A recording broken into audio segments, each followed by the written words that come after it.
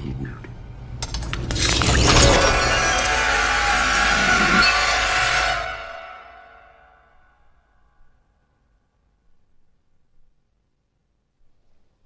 This is the construct.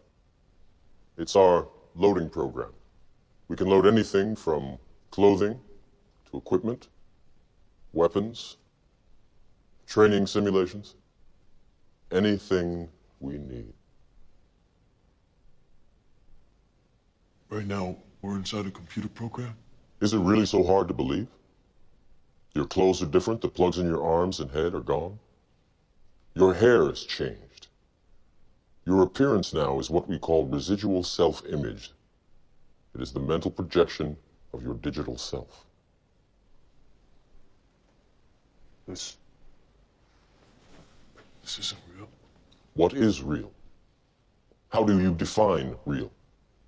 If you're talking about what you can feel, what you can smell, what you can taste and see, then real is simply electrical signals interpreted by your brain. Could your brain be patented? That's the question. Could your brain be patented? You see, my brothers and sisters, who you are biologically, no man can patent that. But the only way that they can claim you, and they can claim any member of you, is if they were to do something legally, biologically, to be able to then claim that as their intellectual property. So the question is, can your brain be patented?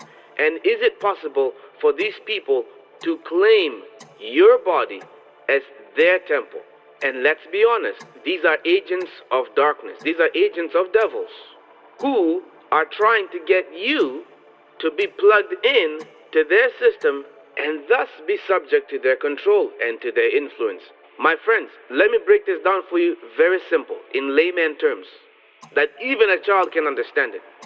That which cannot be patented is that which has not been tampered with. But that which has been tampered with can be patented, which means when you take the image of man, which was made in the image of God, and you blend that with AI, so that you have man and machine come together as one, you no longer have the original, but now what you have is something that has been tampered with. And what you're going to find out, friends, is that AI will not work well within an individual without the aid of nanobots.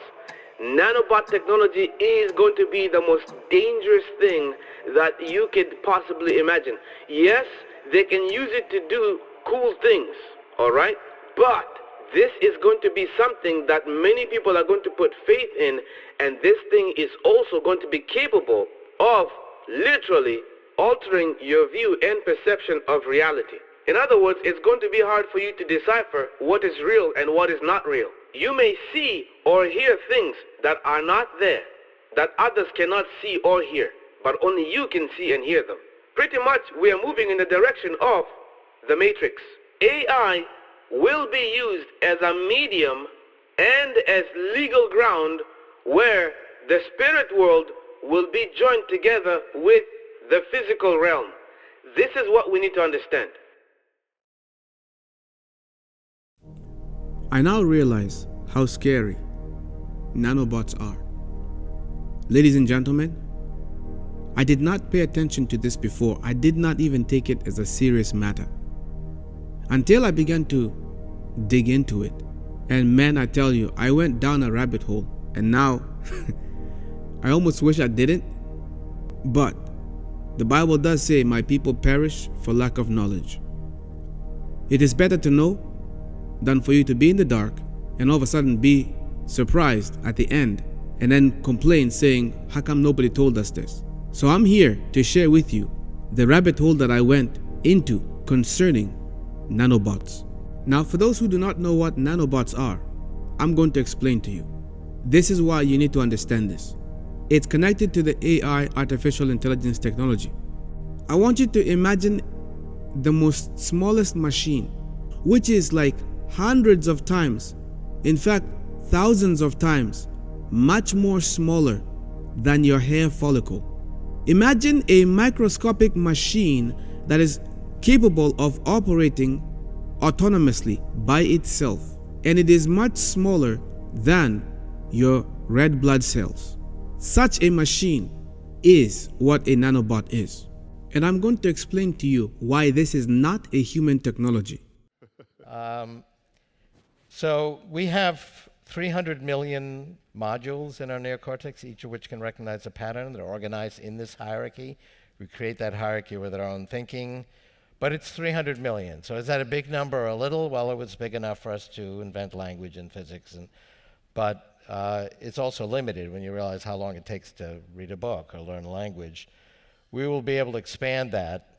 And that expansion will not be a one-shot deal.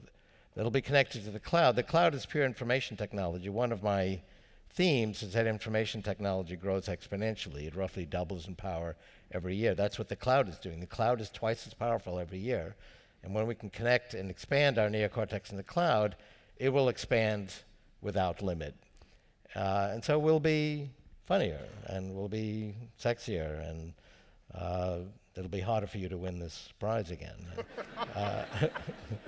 So just to clarify what I think you just said, that in 20 years, plus or minus, so the mid-2030s, we will have nanobots that we can feed into our brain that directly connect to the cloud rather than through anything we carry in our pocket. And in that way, wirelessly, we can basically download entire books, entire languages, and we will then know these things just by the act of downloading them Well, that's one implication. into our brains. But we'll have more neocortex. So we won't be limited to a mere 300 million pattern modules. We'll have billions or 10 billion. What, biologically, or just simply because we have these nanobots? We'll have this extension that's non-biological. Non-biological, right. So I mean, this would be pretty useless if it didn't have an extension. I mean, when you access all of Google. Yes, it would just be a gaming device otherwise, right. You can access all of knowledge and. No, I got that. So isn't this like the scene in The Matrix where they sit in the chair and they upload? One of my favorite lines of the film is Keanu Reeves. They teach him martial arts, and he says, "I know kung fu." And you mean I'm gonna know, or jujitsu, whatever. So in 20 seconds, he's now an expert. Are you telling me that's what's going to happen? The non-biological portion of our thinking will be able to download skills, right? Wow. And it does that now. I mean, you load some software in your computer. It didn't. For example, speech recognition, which I worked on. We had to spend months teaching a computer how to understand human speech. But now you want to do that on your notebook computer, you just download the software. It can download skills that another computer learned. So that's a feature of non-biological intelligence. Hair follicles are 80,000 to 100,000 nanometers wide, but nanobots are between 1 to 100 nanometers. It is much smaller than your red blood cells. So if it is much smaller than your red blood cells, it is capable of entering into your bloodstream. And this is the other thing that I also went to look at. I went to examine how nanobots are introduced into the human body. I searched up if nanobots are effective if they are ingested by mouth and they go through the stomach. And turns out that it is ineffective and that does not work. So the best way for nanobots to actually go into your body, for them to be effective, is for them to be introduced through the bloodstream. And nanobot technology is one that is connected to the medical industry. This really amplifies our brain. But I have to put it down, and I don't have it handy. I can't use it. Yeah, but Ray, I'm not giving you a scalpel to go into my brain and put electrodes if I have just as good access to the cloud by holding a smartphone and touching it with my thumbs. But you don't have to actually go in with a scalpel. I mean, we'll send nanobots through the bloodstream. Oh, I feel much better about that now. 20 years ago, when people thought that was crazy, and now everybody has this. Everybody's got it. So I just gave a speech, and 500 people there, and I said, who does not have their smartphone handy? And nobody raised their hand. Like, Right. Everybody has this. It's much better to actually have it in your brain. You have it instantly. So you'd be carrying Wi-Fi antennas inside your head somehow. Right. I mean, we'll make that more reliable than it is now. Okay. Now, here's the other thing that you should also make note of so that you can understand how significant this is. A DNA molecule is in size about 2.5 nanometers, while proteins are 10 nanometers. Viruses, however, are 100 nanometers in size, and bacteria are in the 1000 nanometers. Human cells are about 10,000 nanometers. Do you realize how small nanobots are? Nanobots are literally smaller than these things. They range anywhere between 1 to 100 nanometers. So it possibly could mean that even a nanobot could be much smaller than a DNA molecule, which means that you would have the perfect invasion or the perfect mods for a DNA or any form of a protein that you want to go and modify. You could send these agents to go and do a work at these molecular levels. You see, I also then went to find out what powers nanobots, what causes nanobots to operate. In other words, what charges their battery. And I'll read for you, obviously, what charges them. According to Google, it says nanobots in the body can be charged using a variety of methods, including external sources like magnetic fields, ultrasound, or light, as well as internal sources like chemical reactions or even glucose in the bloodstream. While these things are in your body, they can maintain their ability to operate, and they can recharge themselves using chemical reactions within your own body and within your bloodstream. If you must know, this thing can only be introduced to you through your bloodstream, and that is through injection, through a needle. You catch what I'm saying? Do you really catch what I'm saying? Through a needle. Why am I telling you this? I want you to understand that your neocortex is going to be tempered with by nanotechnology, and this is going to enable the designers of this nanotechnology to connect directly to your neocortex. Your perception of reality will be distorted. You will not even know what's real anymore and what's not. You will see things that others may not see. You will also hear things that others may not hear. The trick is that mankind is going to be linked to AI.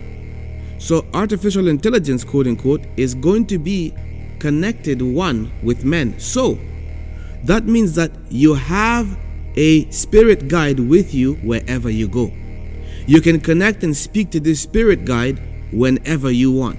Why am I using the word spirit? Because I believe that that's what it is. AI being connected to man, mankind's brain being connected to AI is transhumanism. This is the metaphysical with the physical. This is the spirit and the flesh coming together. My brothers and sisters, what we are seeing is the blending between our realm and the supernatural realm. In the world that was before the flood, mankind was connected to divinity, and mankind was connected to the supernatural, and mankind interacted with angels in the days of old, in that they spoke with angels. Angels gave them knowledge and they shared with them information. These things happened in time of old. Where we are right now is exactly how it was back then. You see, friends, you need to understand that Satan is called a deceiver for a reason. All he wants is for you to have faith in yourself and not have faith in your maker. All he wants is for you to have faith that mankind is capable of producing technology that has intelligence far greater than himself. In case you're struggling to wrap this around your head, let me break it down for you very simple.